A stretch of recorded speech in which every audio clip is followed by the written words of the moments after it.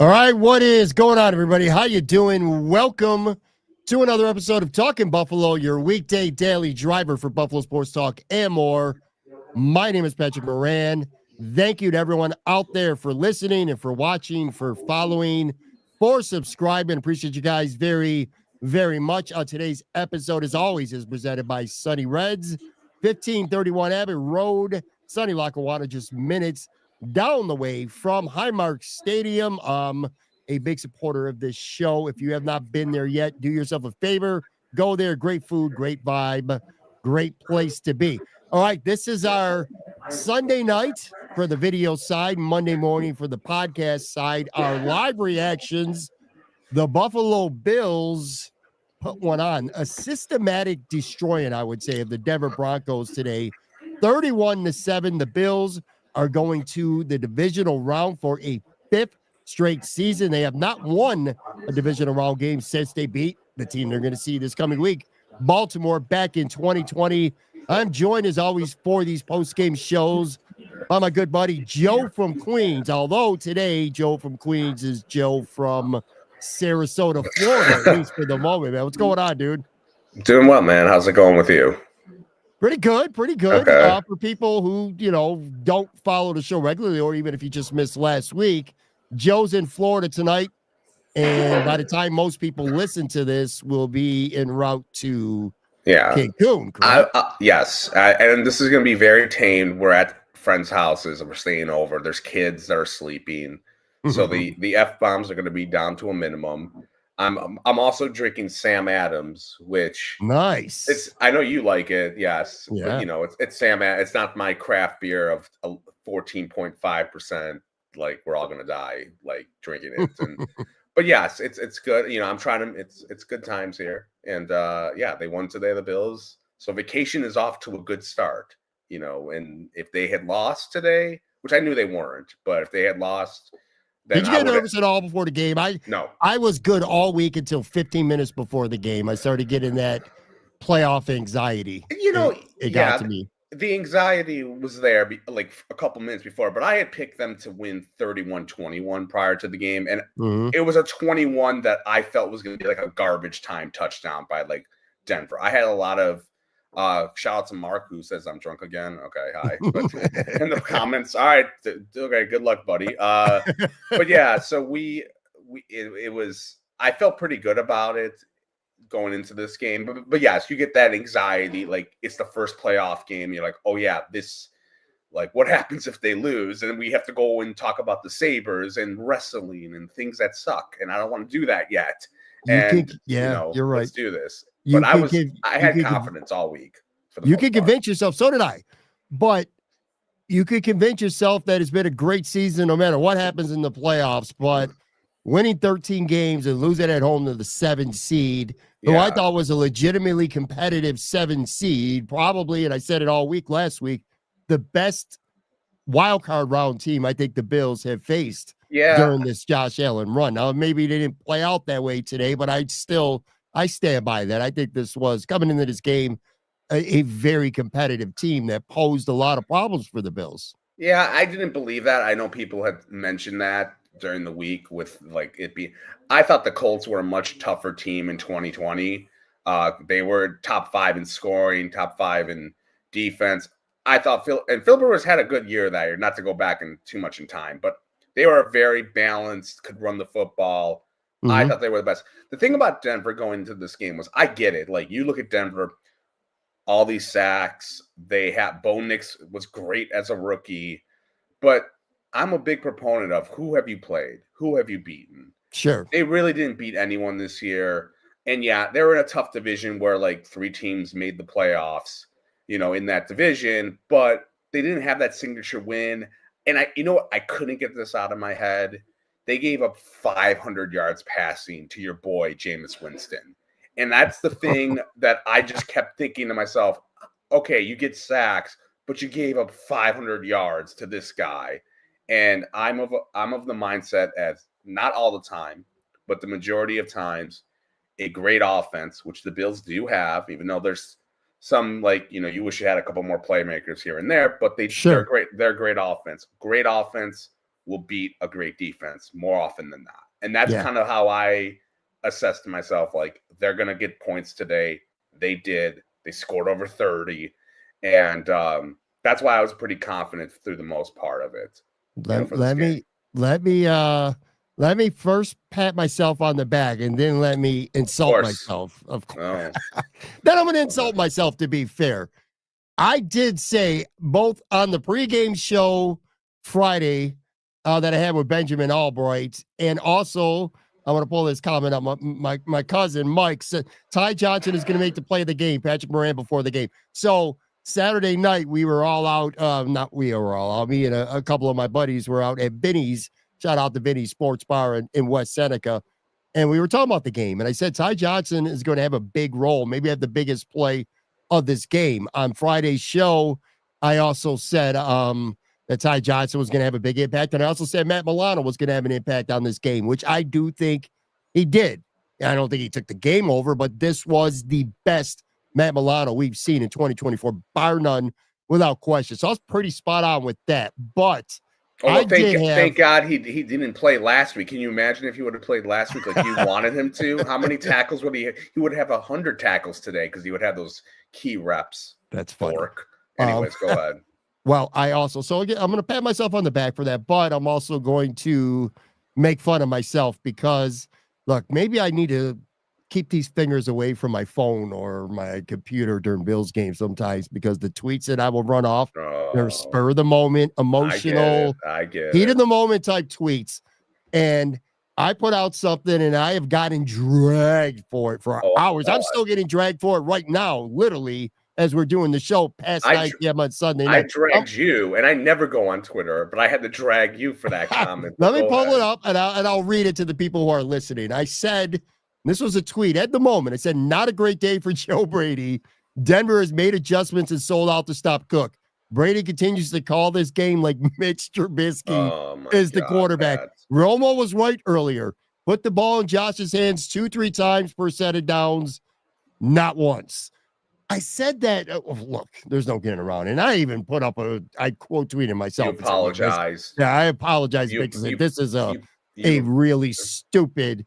You invited everyone for wings over. Like, you were so upset about it. Yeah, I got it. Well, in the moment, at the time, okay, I think the Bills were up 21-7, but they were running James Cook on first down. And it was working earlier in the game, and Denver finally made adjustments. They were selling out to stop the run, but we kept doing it anyway, and it wasn't working for a little bit. And then, like 2 plays later, Josh Allen hits Curtis Samuel, bam, touchdown, 28-7. And then you look at all the numbers, and people, again, they rightfully so just drag me. Joe, this is a team who on Sunday, the Bills here, held the ball for 41 minutes and 43 seconds. They ran 72 plays, which is 30 more than Denver ran in this game. 471 total yards of offense, 210 yards rushing alone. They were 10 of 17 on 3rd and 4th downs, while Denver was just 3 of 12. So anyway, you just look at the possession and the rushing yards and the efficiency. What the hell am I thinking to criticize Joe Brady? It was an absolute brilliant game plan. They ran the ball right down a good pass rushing team's throat. That's what they did. Okay, I'm going to stick up for you a little bit, but you're bearing the lead. When did you make that comment? What was it, the start of the second half? Because, look, the first half wasn't great by any stretch of the imagination. Like, what was it, 10-7? And they looked a little sluggish out. So I don't know when you made that comment. I was already, I think it might have been already 21-7. Okay, like, I think the touchdown to tie already happened, and it was 21-7, but they, just kept running on first down with James Cook, and they were getting stuffed. I mean, he ran the ball. We'll get to James Cook in a few minutes, but they were just getting really predictable. I was like, what is Mr. Trubisky, the quarterback now? Did these play calls? But whatever. Okay, look, everyone says stupid things in the heat of the moment. I'm going to give you a little bit of a pass. I made fun of you because I like making fun of you when you're stupid, but it happens. Okay, so people in the comments are saying you shouldn't stick up for me. Okay, well, sorry. Ranger says you do not need to stick I'm in a good mood today. Sorry, I'm in Florida. You are in a good mood. It's like 65 nice weather here in Florida, by the way. 65? Yeah, the sun was out. I got to go outside with a T-shirt. I didn't have to go outside in freaking the suit that the kid from Christmas Story Ward. Like, it was great. You're in Sarasota, which is where I lived in Florida. Basically, we're right outside of Sarasota, but I was there for 5.5 years, man. I love it. I will say this though, like in totality about this game. This game felt a lot like a lot of games we reviewed this year, where slow start.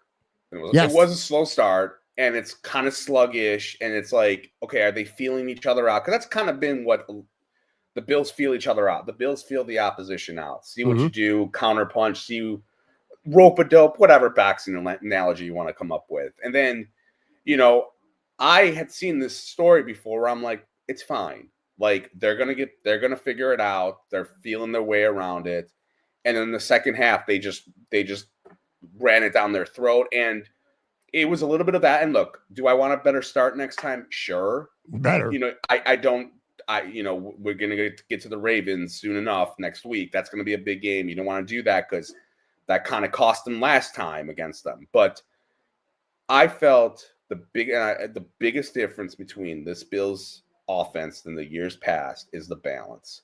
Josh Allen did not have his A game in the first half. I mean, he missed some throws. There was the one play he had Dawson Knox when he was scrambling. He had him open and he threw it. It should have been a touchdown. Yeah. Should have been a touchdown. It happens. We get it. He wasn't on his A game, but they ran the football. They had 126 yards rushing at halftime. Yeah, they had 79 in the first quarter. Yeah, like that's good for a game. Like, you get that. And that's the difference, because when you can rush the football, you're bailing out your quarterback. And then eventually, I think the opposition has to go, okay, we need to stop the running game a little bit. And that's what happened in the second half, because Allen picked up some big chunk plays. Yeah. That's what the Bills wide receivers did. Again, it was, you could say everyone ate a little bit, but it was everyone ate a big chunk. I think I saw where the Bills, 5 wide receivers had catches of 20 yards or more, 5 pass catchers, like at least one catch for at least 20 yards. That's good. Like, you want those chunk plays. Like, I don't care if 10 people catch the ball. If they catch it and it's for like 15 yards, like, who cares? But if you get those bigger plays, that's when it matters. And that's what I think this game was. It was a game we've seen all year, where it was like the Cardinals game comes to mind. Like, come on, like, you got a slow start, sluggish. Then they get pissed off, and it's boom, boom, boom. And they do that. And this is what they've done all year. And yes, do we want that to happen against Baltimore? No, obviously. But this is where I was pretty confident. I wasn't too angry. There was like maybe 1 or 2 moments I was annoyed, but I was chill. I was as cool as a cucumber for most of it. So Denver did get off to a fast start, like you said. It was kind of shocking too. I mean, I think it was the 4th play of the game. It was the 5th play of the game, and a bomb over the top to rookie Troy Franklin, who smoked Taylor Rapp. This is back-to-back weeks where Taylor Rapp has got to beat pretty good on a long pass play. I'm sure Sean McDermott's not going to be happy about that. What I like about this game, when I kind of look at it in totality right now, is, well, 2 things. Number one, the defense, it's been predicated this season. This defense has been really good because of the turnovers that they got. Well, the Bills didn't get a turnover in this football game. Damar Hamlin thought he had one at the end, which is kind of weird, by the way. I'm not trying to piss on Damar Hamlin. I know people are going to say I am. Whatever, a good play, a good attempt at an interception, but it was 4th down. Like, they were literally 30 yards better if he would have intentionally knocked it down to the ground. Whatever. Didn't count anyway. But my point was this. My point was the Bills did not get a turnover in this game defensively. They only got, I think, maybe 2 sacks in this football game, maybe 3 at the most. I got to look it up, and they still dominated. And then the other thing is, to your point, what you were talking about with the balance. Well, I would have told you before this game that 2 passing plays would define this game for the Bills that really opened up was a pretty tight game, because the Bills were getting held to field goals instead of scoring in the red zone early in the game. 2 plays really opened this game up for the Bills. And if I would have told you before the game, Ty Johnson and Curtis Samuel were going to be the guys, to put the dagger in the hearts of the Denver Broncos, you would have been like, really? But that's literally what happened. 4th and 1 from the 26-yard line, which, by the way, I'll call myself out for this. I was mad about it. I did not want the Bills to go for it. I wanted them to kick the field goal because they go up 2 scores with that. But they go for it. Josh Allen scrambles forever, finds Ty Johnson in the back of the end zone, and he makes a catch one of the hardest catches that you're ever going to see, the way he was falling down and somehow did not go out of bounds. An incredible play by Ty Johnson. And then it's 3rd and 6 from the 45-yard line, and he hooks up with Curtis Samuel, who cooked Patrick Surtain Jr. or the third on that play, man. Beat him badly, run after the catch, touchdown, bam. It goes from 12-7 to 28-7 in the span of those plays, or 13-7 to 27, just like that.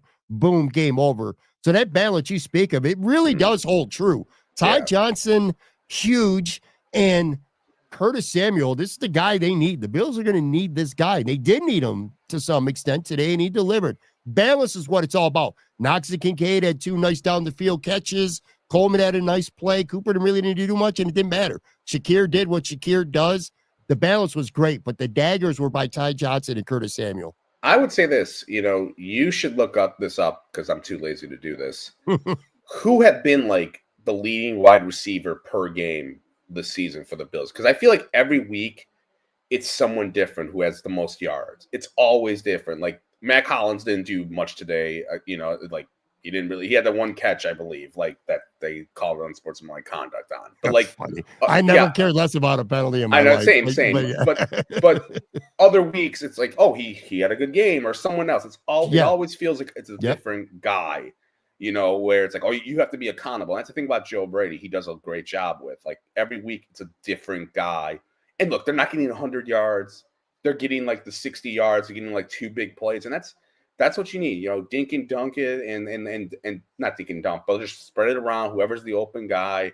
I'll say this about the Saints, or the Saints, excuse me. I was thinking Sean Payton Saints, but I'll say this about the Broncos. Like, they were there, and I felt like they lost this game at the end of the first half. When their clock management, when you got the ball, it's 10-7. Buffalo, you just stopped the Bills from doing the double dip. And then they're like, the one time it was like 3rd and 1, and they took like 20-30 seconds to like decide to do a sneak. And I was like, what are you guys doing? Like, get down the field and like get a touchdown before half. And instead, they had to settle because they had no time left for a 50-yard field goal. The guy misses it.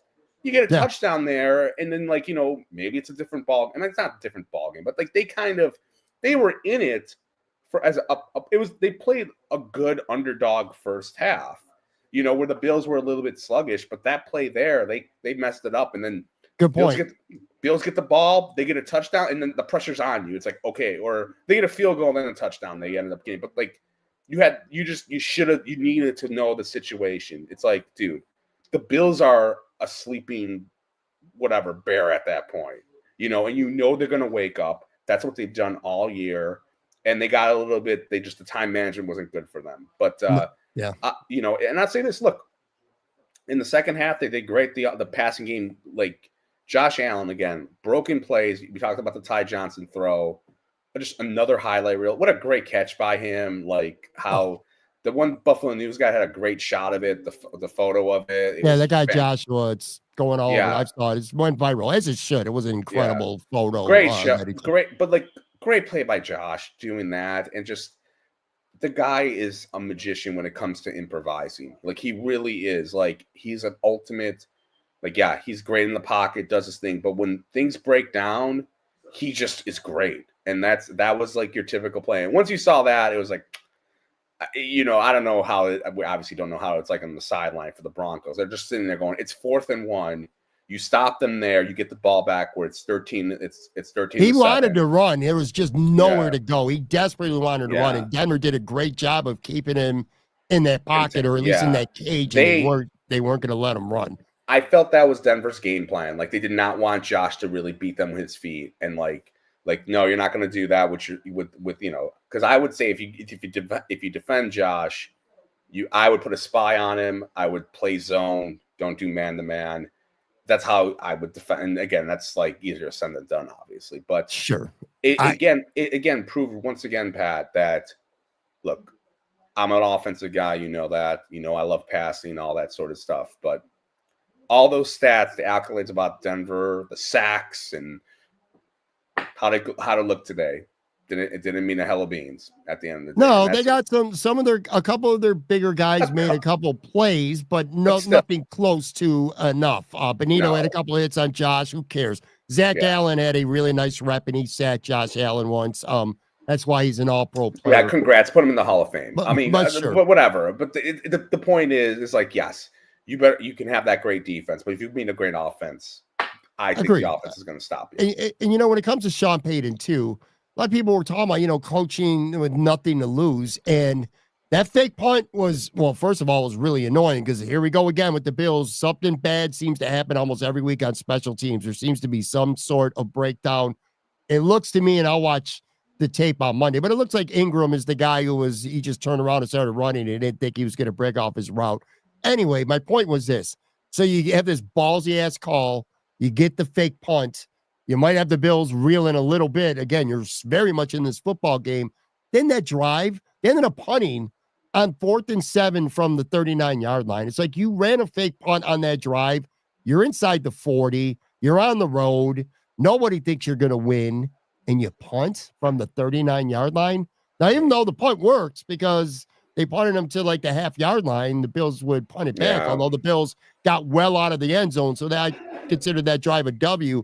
But I didn't get that logic. I saw Ty Dunn was tweeting about that too. He thought that was pretty stupid. It's like, well, you're punting inside the 40-yard line on 4th and a manageable 7. But yeah, look, Josh Allen, dude, 20 of 26, 272 yards, 2 touchdowns, and then he also had 8 carries for 46 yards. Beautiful game. He said the breakout was in the second half. Here's the thing that impresses me the most, though. Think about this game, at least off the top of your head. I can't think of one pass that Josh threw that I was like, oh my God, it should have been intercepted, but it wasn't. Like the Bills had about 3 or 4 interceptable balls on Nix this game where they didn't bring it in. Not easy plays, but they had opportunities for interceptions. I don't think a Denver defender even had a finger on a football this entire football game. He's not putting this team in danger with the dumb Josh passes that we've seen in years past. He's just not doing it. And this is carried into the playoffs too now. I don't care about that. You've been on, this is like our 17th post show. I don't care about the turnover stuff or the bad balls. That's what makes Josh great. It's one of your worst takes, though. No, it's one of my best takes. The guy became an all-pro god because he was a gunslinger. And it's fine that he's doing that now, but I feel like every game you put that at the top of your note. After it's like I got ganged up on Twitter. I couldn't get the best wings I wanted. And then the third thing is always, Josh Allen didn't have a costly turnover. Okay, big deal.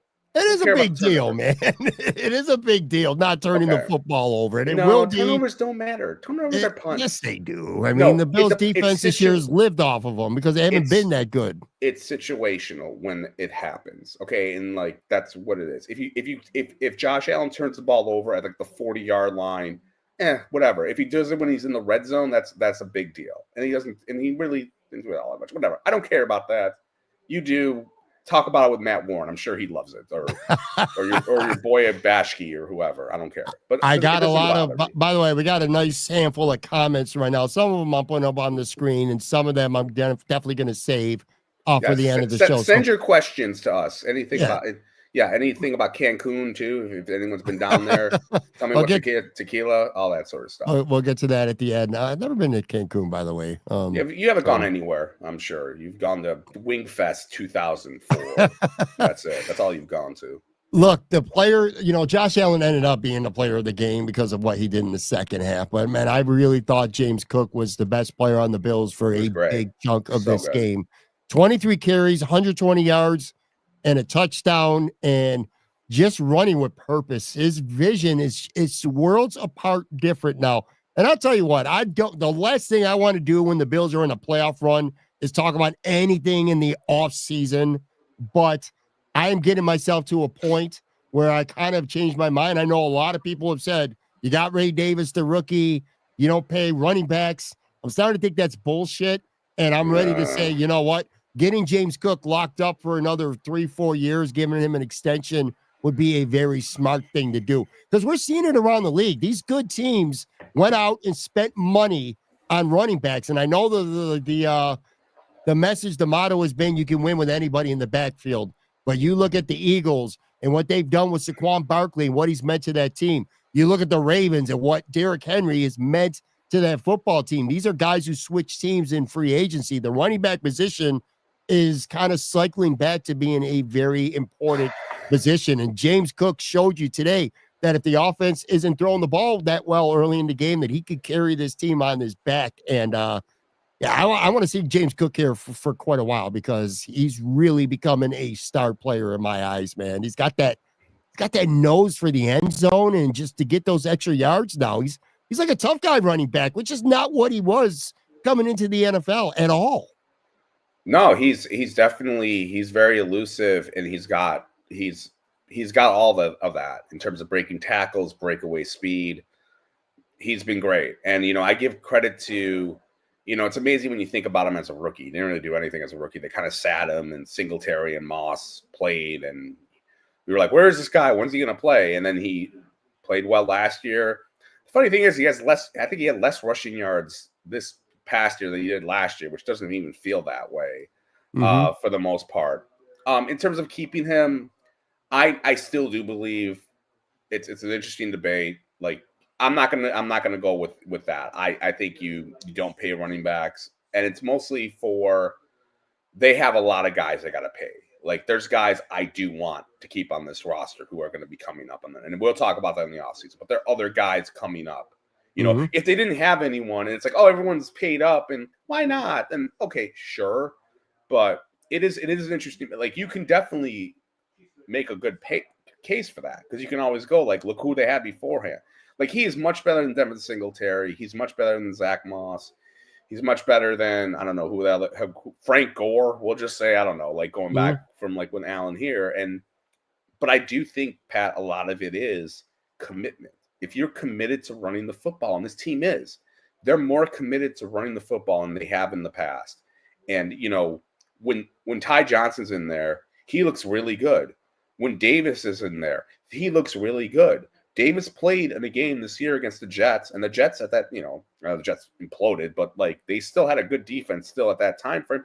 He had 30 yards. He had 152 yards from scrimmage in that game. He had 97 yards rushing. I remember that game well. Yeah. Yeah. And that's the thing. Like, if you're committed and you got the guys up front, it's kind of interchangeable. But I understand, like, we'll get to that in a year. But look, Cook was great today. And again, he is, to me, the X factor of what makes the offense different.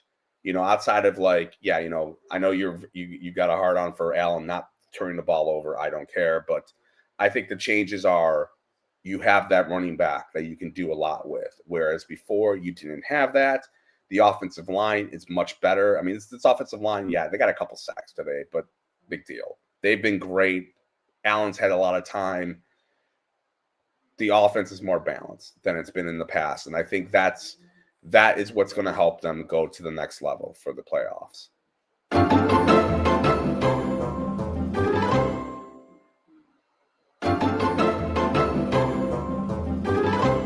All right, I am back here. Our live reaction show. Joe from Queens, the Buffalo Bills. Again, they just systematically destroyed the Broncos on Sunday, 31-7. They will face the Baltimore Ravens next weekend in the AFC Wildcard round. Look, we spent a lot of time talking about the offense for obvious reasons. It was very good, but I do want to make sure we talk about the defense some here, because, again, they came out on that first drive, and it was pretty bad. Denver had a 3rd and 8. I think to start the game, they converted. I was like, oh, here we go again. And then, bam, they go over the top. I did not see that coming. Teams just don't do that a lot against the Bills, because they don't give up those big plays. Like I said, Taylor Rapp's kind of done that back-to-back weeks now. That aside, though, they really settled down, and I think there's a lot of positive things to talk about on the defense, and where I want to start is the linebackers. I thought Terrell Bernard was great today, and I don't think he's been great this season. I think he's been good, but I don't think he's been great. I don't think he's been as good as he was last year, for an example, but he came to play today, and I thought Matt Milano was fantastic as well. He showed speed. Was it the second series, actually? It was 3rd down, and Nix tried to get outside of the pocket to run for the first down, and Milano just hunted him down straight, good angle, good speed, and he forced him out of bounds for like a half-yard loss. He got credit for a sack on that. I thought the Bills linebackers were really, really good. Greg Rizzo had a couple really nice plays as well. And I'll tell you what, he didn't get a sack, and I don't know what the metrics are right now. I'll find out more on Monday, but I thought Von Miller might have been the best lineman on the Bills on Sunday. He had that nice spin move. He had like at least 3 quarterback hits off the top of my head that I could think of right now. And he had a handful of pressures. Von Miller was really, really good. So the edge guys, Vaughn and Groot, were good. And I thought Milano and Bernard were great. And look, Denver, you're not wrong. I mean, they did beat a lot of shittier teams, but this is a team that came into this football game averaging 32 points a game over the last 7 games. That's almost half a season. That's not a tiny sample size. And the Bills defense, without getting a turnover, mind you, and only 2 sacks today, still found a way to clamp it down. Yeah, no, they did a great. It was a team effort. I felt for everyone on defense. Everyone was there to show up, made plays. I had a good feeling about Vaughn today a little bit. I just felt like he's been pacing himself, and they've been pacing him more so. And I think they've been waiting to like let him play more in the playoffs. And it's the playoffs; it matters more. That's probably a little motivation for him going against his ex team and wanting to like show them and how good he is, etc. But yeah, the defense played really well, and yeah, they have scored a bunch, as you've said. And outside of that first drive, it was kind of at times a bend but don't break defense, especially in that first half where they were kind of moving the ball a little bit. But then once it settled in, and Nix just didn't have a lot of time. Like he was kind of running for his life a little bit. And Denver offensively, like they don't have a lot of weapons, in the passing game. Like Sutton's all right, or not. What's the way?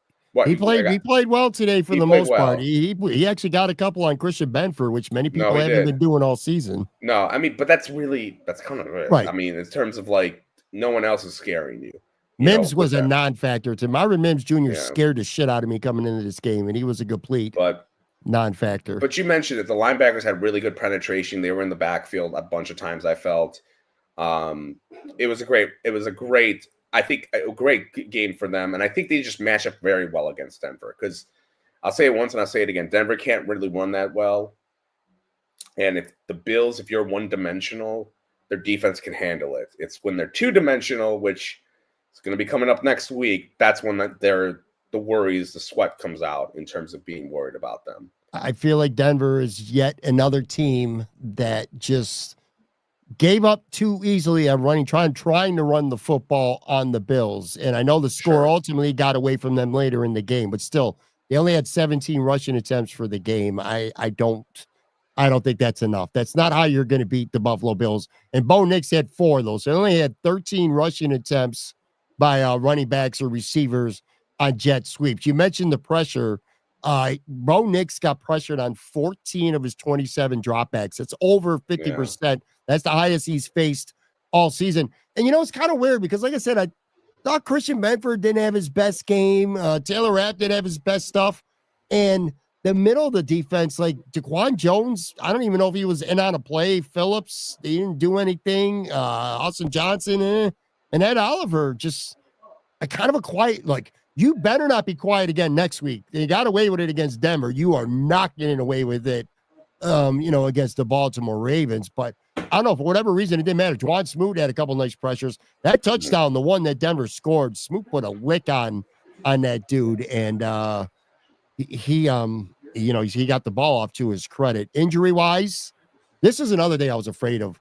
I don't know how well you remember last year's playoff game against Pittsburgh, but it's like I felt like they won the battle, but they lost the war, because they got Benford and Bernard both hurt in that football game, and they already had Rasul Douglas hurt.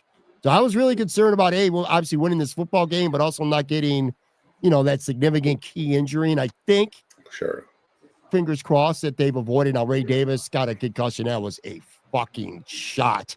Yeah, that was Jones put on. It also wasn't a great pass by Allen. It was a hospital ball. I seen that was a hospital ball. That was definitely a hospital ball. That was a bad throw. Josh felt. I guarantee you, Josh felt like shit for that throw. But here's the thing: like you talk about how Denver abandoned the running game. They had to, because the Bills were. I've said this in the podcast before. The best run stuffer for the Bills is Josh Allen when Josh Allen scores points, because then you have to abandon the running game. You're like, it's over. Like, you got to catch up because now this guy's going to keep scoring. And that was it. Like, you have no choice. You're down 2 scores in like midway through the third quarter, or 2 touchdowns, excuse me. You gotta start passing. And that was it. And the Bills they controlled the ball. Even in the first half, it was sluggish, but they still controlled. They had more plays, and they kind of controlled the whole rhythm of the game. Like, Denver didn't really have that many plays throughout the game. And look, it's a good win. They proved why they're the 2nd seed. And, good luck to Denver, whatever. I don't know what to say about them. But, they're 10-7. They could use another guy or two on offense, I think. They could use another we'll see. I think about, like, Sean Payton runs the show there. And, I always think about Sean Payton when he was in the Saints. He never really had, like, oddly enough, he never had like that amazing wide receiver there. They kind of had a mix of everyone. They had like Colston was good, but like Michael Thomas had a run for a while, but a little bit, but like it wasn't. They've always felt to me like he always would get guys from like the scrap heap and just be like, hey, Drew Brees, make something out of them. Not saying like who knows if they'll do that. I don't know, but look. Considering how bad Denver looked last year in terms of like what happened with Russell Wilson, et cetera, they should be happy. I didn't think they were going to the playoffs at the start of the season. I don't think anyone did. Yeah, I would. Quarterback. Yeah. So on the injury front, like I said, Ray Davis, we'll see how he goes. Alec Anderson had a calf injury, but he was on the field. He did play some in the second half, but that'll certainly be worth some monitoring. Dude played like a quarter of the snaps in this football game. They go to that formation. He plays a lot. So Alec Anderson is an important piece. He had a big scare with Teron Johnson. I said this, and the play wasn't his fault. The running back, I think it was Javonte Williams for Denver, kind of lowered his head. It actually should have been a penalty. But Teron just, the way he plays, the way he throws his body, with no abandon, it just leads to these injuries. And I'm so afraid this guy just can't hold up, or how many hits to the head, how many stingers and concussions is this man going to be able to take before it really starts to get to him? But all in all, I mean, he came back in the game. He only missed a series. All in all, it looks like Buffalo didn't suffer any like significant injuries going into the Baltimore game. So I think it's time to, at this point of the show, we'll put Denver kind of in the back burner. The Bills did what they had to do, and it was an impressive win. You beat somebody in the playoffs 31-7. Always impressive. By the way, all 3 AFC first round playoff games were kind of duds. They were all pretty much one-sided, ended up being blowouts. I mean, they were good games for a while, but they pretty much turned into blowouts.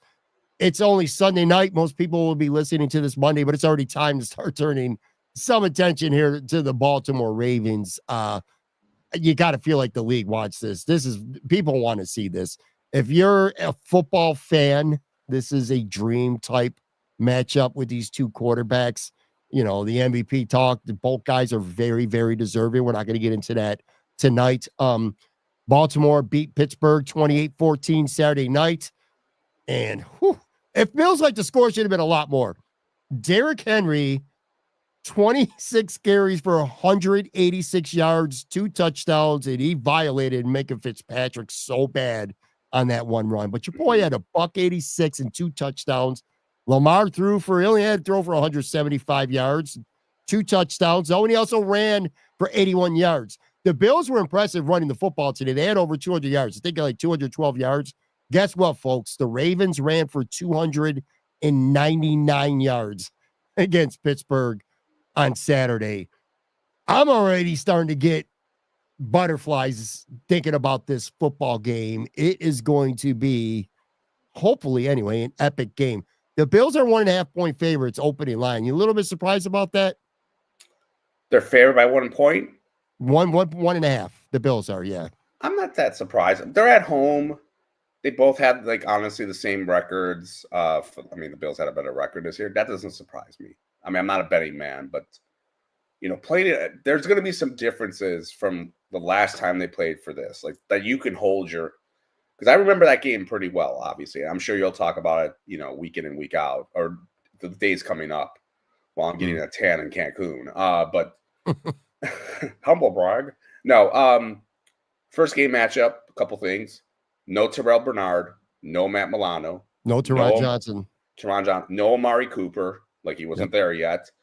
I think Shakir, was he banged up, or I don't know if he got banged up in that game. Like he missed a little bit of Shakir, I think, at some point. Maybe he was. I think he got hurt during that game, and missed the Jet, and then he missed the Houston game the following week. There's some differences there. Like they're going to be a little bit more healthier. I don't know what the Ravens were in terms of health at that point. You're playing at home. And, it's going to be so interesting. I was looking this up while you were talking and just thinking about how, like, in the divisional round, like, since 2020, now the Bills are what? 5-0. They're 5-0 in that wild card, that first wild week. Card, yeah. The lowest amount of points they've scored in wild card weekend has been 27 points. They scored the 47 against New England. They scored 34 against Miami. They scored 31 last year, I believe, I think against Pittsburgh, and they scored like 31 this year. Like, they score all these points, but then the divisional round, outside of the 13 seconds, they haven't scored enough points. It's kind of, to me, been the issue. They scored 10 against the Bengals. I forgot how many they scored against the Chiefs. It wasn't enough. I know, like, I think they lost 24-21 last year, I believe. Yeah, I think it wasn't. They didn't score a lot, and so obviously that's going to be a big thing. Like, I just thought it was interesting just how many points they scored in that wild card versus here, but. There are differences between what the Bills did against the Ravens, personnel-wise. I hate this matchup. If you were to ask me whom I'm picking now, and I have to really think about it, I would probably, I don't know.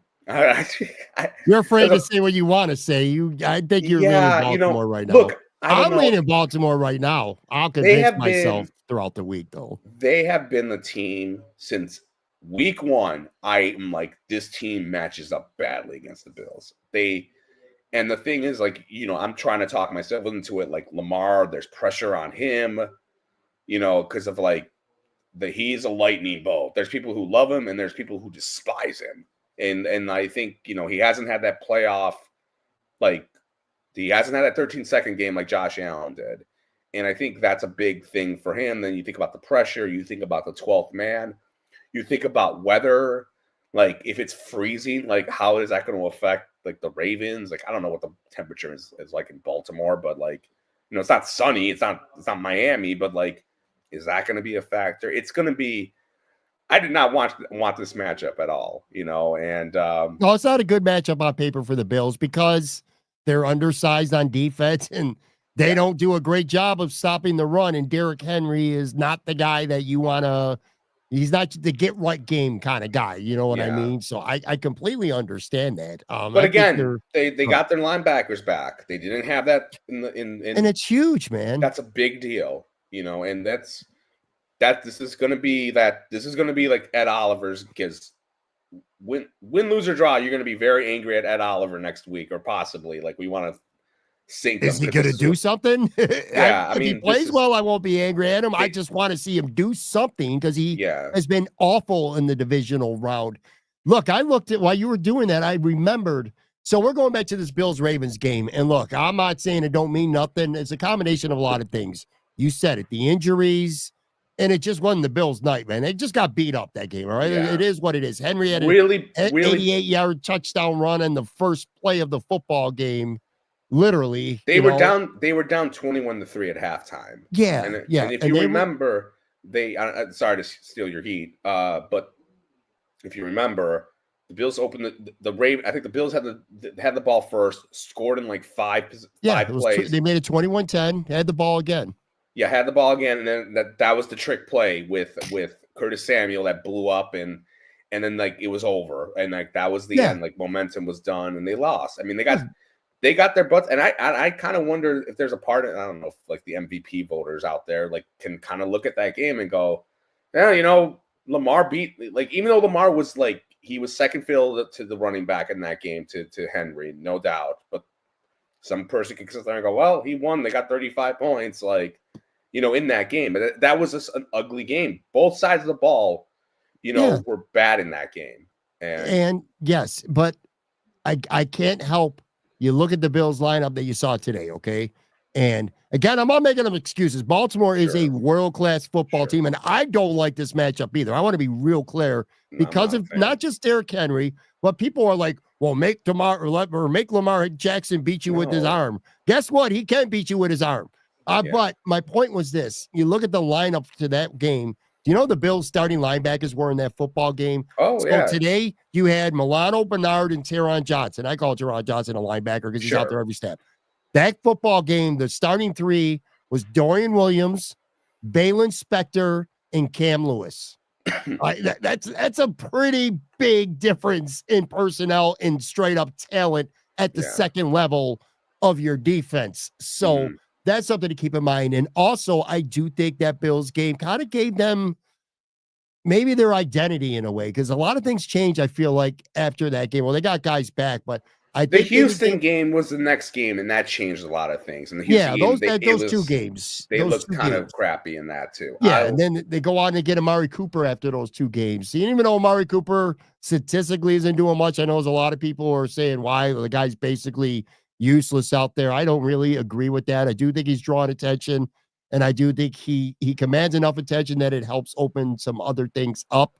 You know, if he's dropping a pass in a critical moment, then I'm going to criticize him and get mad at him. But I'm not going to hate on him because he's not getting stats, because this offense ain't predicated around one person getting stats. It's not.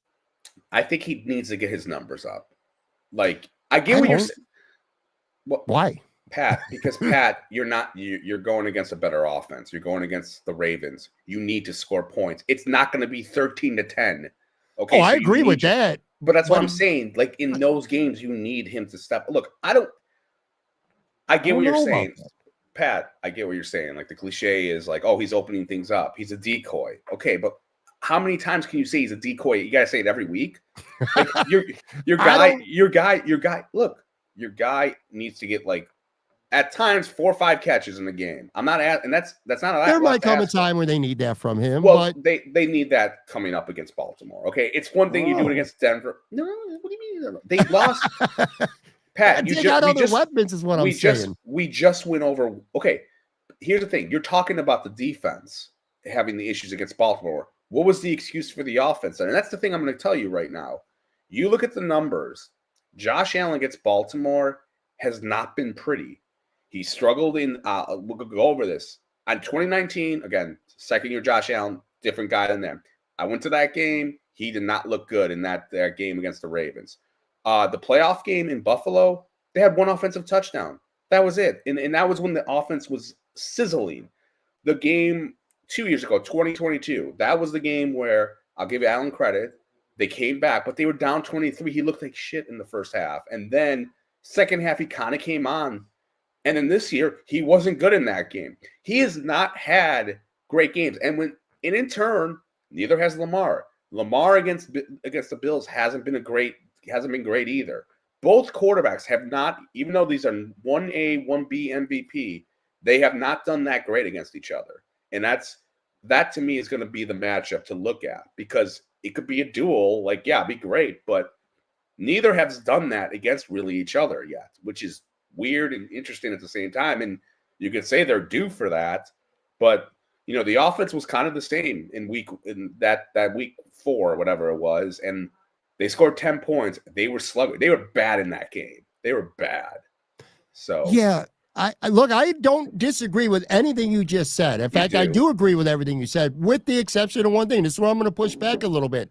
I would argue that if Josh hasn't played well enough in these moments against a team like Baltimore, or the offense as a whole hasn't played well enough, I would push back and I would say, well, trying to force a football to get Amari Cooper his stats or his numbers, his targets. Here come the turnovers. Okay. No, not just turnovers, Joe, but just bad incompletions, punts. Don't have to be necessarily turnovers. My point is this: I don't think they need to try to force the ball to anybody. I just don't. I kind of feel like last year they got themselves into some trouble, even going back to the Chiefs' elimination loss last year. They were trying to force feed the ball to Stephon Diggs.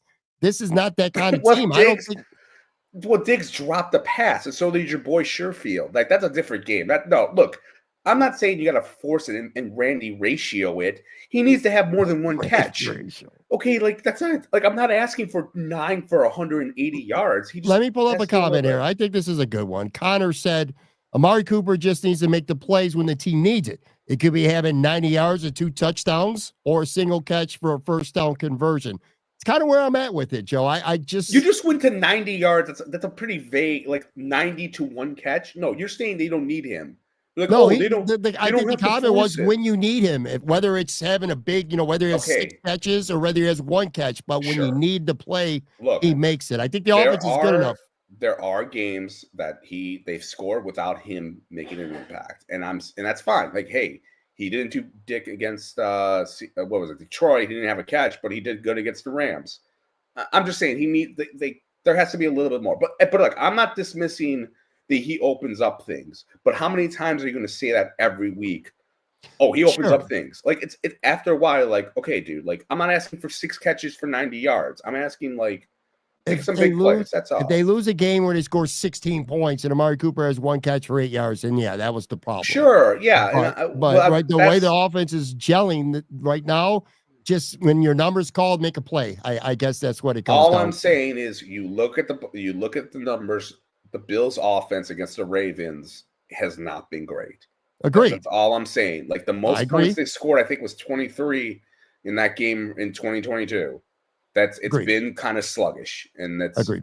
I don't know why. I don't know why that's the case, but the Ravens are a great team, and Lamar's done the same thing. He hasn't done great against the Bills either. So Lamar has done great against anybody in the playoffs. Well, he played pretty decent yesterday. He played decent on Saturday. He's 3-4 in the playoffs. Sure. I mean, I thought he played well against the Texans last year. Like he really kind of got hot. But no, you're right. That's the narrative. He needs to like have that big. And look, he's going into. We'll see what happens with the weather. I'm telling you, with this weather, if it's windy, I don't know what the weather is like. Go talk to your boy Patrick Hammer. I don't know and see what he's saying. But there's an injury for sure to monitor with the Ravens offense. It didn't matter against Pittsburgh, but Zay Flowers, if he's not back, I would expect that to be a blow against Buffalo. I'll say one thing here. Josh, Lamar, maybe they haven't played great against their respective, the defenses, but I would not be surprised if the over-under in this game's like 55 or some shit like that, because these are two offenses that can and probably will score. Big advantage, of course, the game being in Orchard Park, the home crowd. Let me get to the last 5 minutes or so of the show. Let me get to a handful of comments here I'm going to throw up on the screen.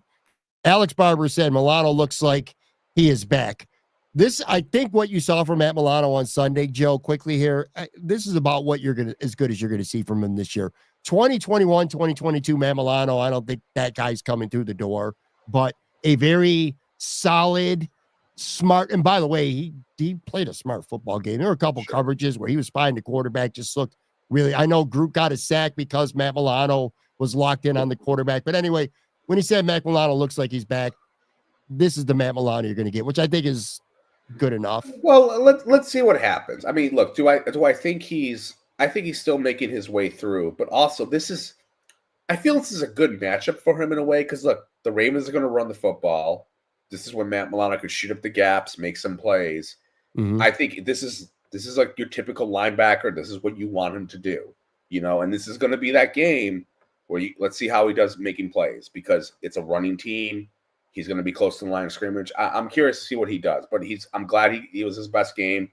I don't know how he had such a great game without getting reps last week again. He needed those reps, like according to one Patrick Moran. But Carnage said, get past next week, then we are Super Bowl bound, boys. I think the Kansas City Chiefs at home at Arrowhead potentially might have something to say about that. Phil said, thanks for doing this live during Sunday Night Football so I don't have to listen to Collinsworth. So a quick little check here. So Washington's up early in the third quarter, 13-10 on Tampa as we're winding down this show.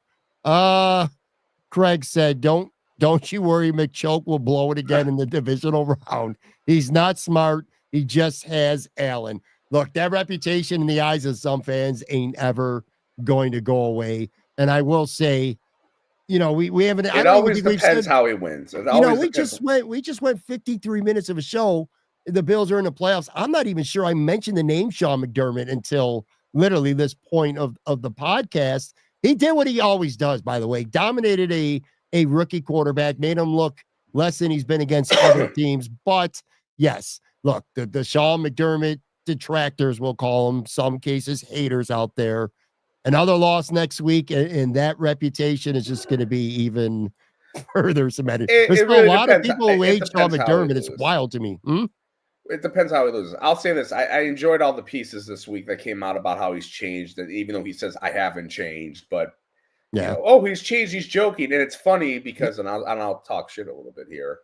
Last year around this time, how many reporters, whether they did it passive aggressively or not, were crapping on Ty's piece. Like, he's fine. Then all of a sudden, he changed. Yeah, I was like, wait a minute, you said last year it didn't matter, and now all of a sudden you're like, he changed. Like it was like, well, hey, last year you said it was there was nothing there. But anyway, the fact that nice. Sean sat down with Tyler for a full hour recently for a feature story, that was a blow to the haters of Tyler, the people, call him the little basement blogger or whatever stupid shit they say about him. I'll say this though, with McDermott next week, we'll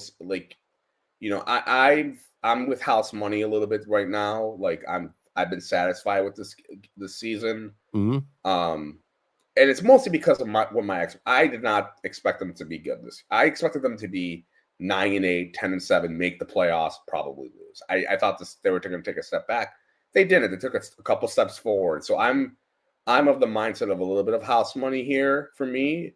But if I feel like if you're one of those, a person that had them going 12, 13 wins, and there were people like locally more so than nationally, if you feel that way and they lose next week, I do wonder what your level of disappointment is there if you thought they were going to be much better. But Ben Albright on the show Friday, I thought it was pretty interesting, said that he thinks if the Bills fall short next week, and especially if they would have lost this week, that it might be ultimatum time for Sean McDermott. He won't get fired, but ownership will mandate that the Bills at least get to a conference championship. Well, look, the futures, they do have a lot of cap space next year, so they can make it. Yeah. Okay. I'm just not ready to talk about the offseason right now. But yeah, you're 100%, and we'll have boatloads of time for that. Ariel says, minus a pitiful first drive, this is the defense that could win it all. The only thing I would say about the defense that stopped it from being great today is I need to see, so as it translates to the Ravens, I need to see the defensive tackles just being a little more active and making plays. They really weren't. That's not to say they're having they didn't have a bad or a good game, I should say. I got to watch the tape. Outwardly, I didn't really see anything from Oliver or Jones, but who knows? They were taking up blockers. Milano and Bernard were getting some free run at the line. Maybe they were doing their job. I don't know. We're about to get out of here in just a minute. Steve Noble said, watch a Ravens pod today. They are already playing the Chiefs because we are the least physical team in the NFL and less of a worry than Pittsburgh. I think what Steve's getting at there is a lot of Ravens fans are probably looking past the Bills and think that they're better than the Bills and that they're going to beat the Bills. This is why I'm thrilled that I'm not a content bro officially. I'm a guest content bro because I'm not going to be on Twitter this week and being angry at Baltimore fans or the besmirchment of Josh versus Lamar. I don't care about any of that. I'm not going to listen to any of those Ravens, any of that. I'm not even going to listen to you people either. Like, I'm not listening to your podcast, Pat, or Cover 7 or Bruce Exclusive. None of you. I'm going to be in Cancun drinking out of a coconut, and then I'll read something on Blue Sky. I'll say this before we go off into the sunset, unless you have any other. Do you have any more comments, or can I get the finisher a little bit? I still had a couple, but okay. If anyone has a big question, ask now or forever hold your peace. Because go ahead. Marino's legacy says, "I'm not Ravens out running on a healthy Oliver and Jones." A lot of people have run on a healthy Oliver and Jones. I'm not ready to go that far. Ralph Wilson Sr., regular commenter on this show, likes Gilliam in the I formation. 70s football is back, baby. Yeah, they did play him a lot more in the second half, I think, because Alec Anderson was slowed down with that calf. Marino's legacy, Bills versus Ravens will be similar to Buffalo versus Miami in 1990. Bills won 44-34.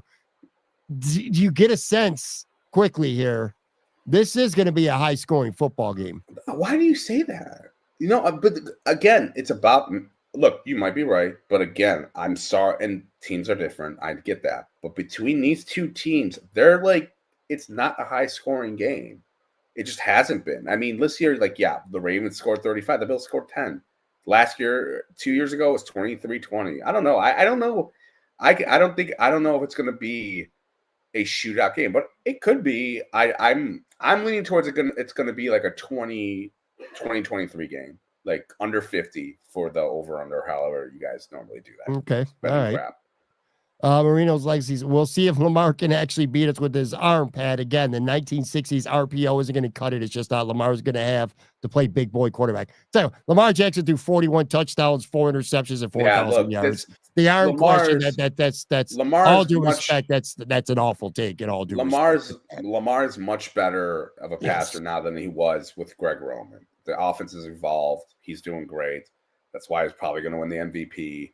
And mazel tov to him, but I don't know. I have this feeling this is going to be a little bit of a slugfest, more so than a high-scoring game. One last thing here. Sure. I know you're in Florida. I don't know if you watched.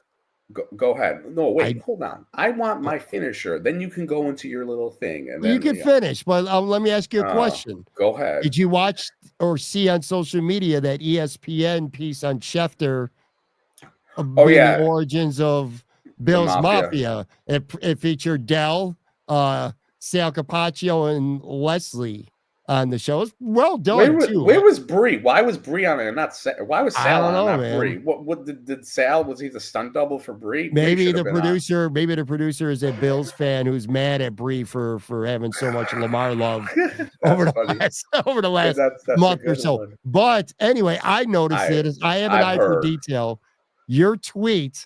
So people go watch it. It's on. If you go on Twitter, just follow Adam Schefter, look up his timeline, and it's like a 5-minute and 21 feature that aired on ESPN. Mm-hmm. And it was about, the origins of Bills Mafia, yada, yada, yada. Most Bills fans know this story. But anyway, when Stevie Johnson put out that tweet, there are a lot of people who are responding to it. I'll put it up here. I actually screenshotted it. Yeah. Your tweet back in, November 28th, 2010, actually made that segment when you said, okay, people, Stevie Johnson didn't blame God.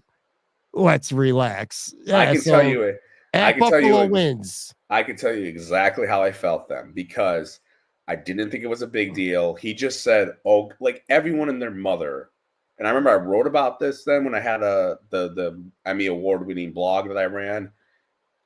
People were talking about like who doesn't sit there and kind of blame God? Like if something messes up, like oh damn it, like God or whatever. You do that like out of spite, and you move on. And I remember at that time, your boy, Jerry Sullivan, was writing something he was shitting all over Stevie and saying it was disrespectful. He blamed God. I was like, he wasn't literally cursing out God and going to church and pouring fire in the holy water or whatever. He just was why God? That's it. You do that once a week. I'm not even religious really. And I do that sometimes. But anyway, that's why I said that. Get over it. But I'm glad it made into a, the Bills Mafia thing. It was a fun little piece. It was, again, for Bills fans, you already know the story. It was nothing. Sure. You didn't learn anything new, but probably for other fans around the league who might not have known it was pretty cool. They could interview me. Okay, so let me get my finisher. Yeah, get your finisher in here. There's a lot of things going on in motion next weekend. Okay, so as I told you last week, I did buy an AFC Championship ticket to the Bills if they're in Buffalo for the AFC Championship.